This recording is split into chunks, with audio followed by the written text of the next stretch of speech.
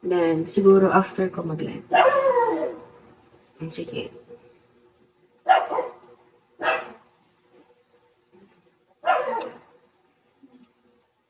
Taga saan ka naman?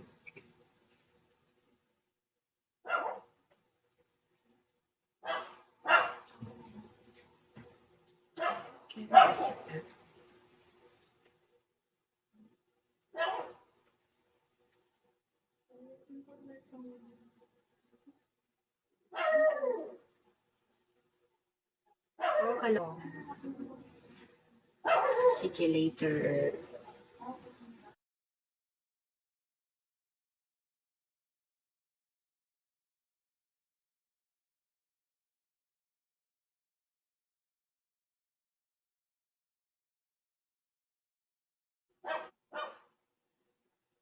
Mm.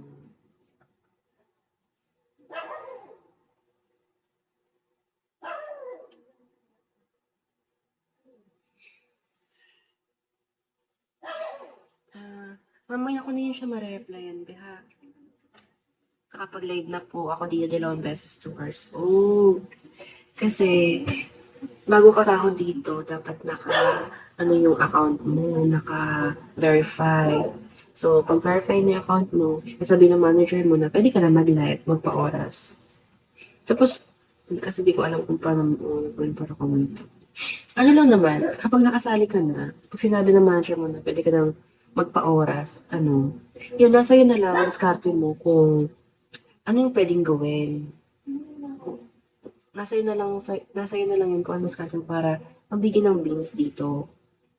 So, kung gusto mo kumanta, sumayaw, yun, pwede yun. Basta, hindi meron din siyang limit kung ano pwede mong suotin, kung ano pwede mong gawin. May mga bawal na gawin, gano'n. For example, bawal ka magsigarilyo dito. Mababan ka.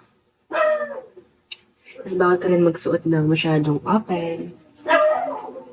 Ito, sakto lang to siya.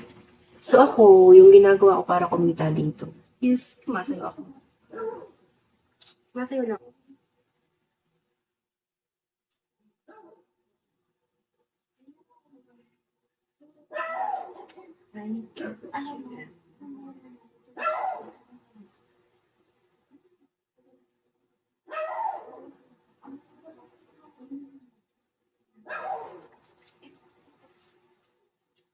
Wait ko na lang. Sige po.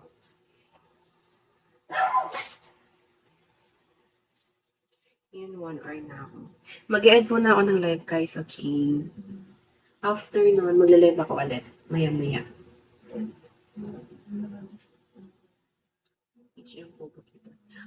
Depende sa'yo. Kasi, yung pag-live dito, pagka-intindi ko sa sabi manager ko, is 40 hours in 1 month. Kailangan ka maka 40 hours. So, sa isang araw, kailangan maka 3 hours.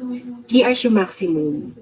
Kasi pag nag 4 hours na siya, wait lang, pag nag 4 hours na siya, so hindi na ma-count yung pang-4 na oras. Yung 3 hours lang yung papasok. Kada isang araw, pwede kang mag-live ng 3 oras.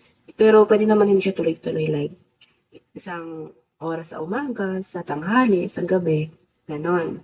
Then, okay lang naman na hindi ka makapag-live everyday.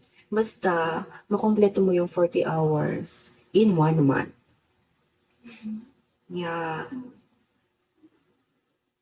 Nagets mo ba?